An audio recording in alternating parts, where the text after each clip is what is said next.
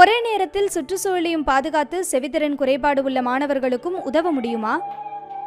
மலாவியை சேர்ந்த டிகோன்சே அப்பாப்பா என்னும் ஒரு தொண்டு நிறுவனம் இதை சாத்தியப்படுத்தி வருகிறது. அப்பகுதியில் உள்ள ஒரு நதியை சுத்தப்படுத்தும் முயற்சியில் இறங்கிய அந்நிறுவனம் அதில் கிடந்த குப்பைகளை கண்டு ஒரு தீர்மானத்திற்கு வந்தது. நதியிலிருந்து சேகரித்த குப்பைகளை கொண்டு அப்பகுதியில் உள்ள செவித்திறன் குறைபாடு கொண்ட மாணவர்கள் படிக்கும் பள்ளிக்கு உதவ தீர்மானித்தது. அங்கு பயிலும் மாணவர்களுக்கான நவநாகரிக முதுகுப்பைகளை உருவாக்க தேவையான துணிக்கழிவுகள் அந்த நதியை சுத்தப்படுத்தும் போது கிடைத்திருக்கின்றன. மலாவியில் சுமார் 5 லட்சத்திற்கும் மேற்பட்ட மக்கள் செவித்திறன் குறைபாடு கொண்டவர்களாக இருக்கின்றனர்.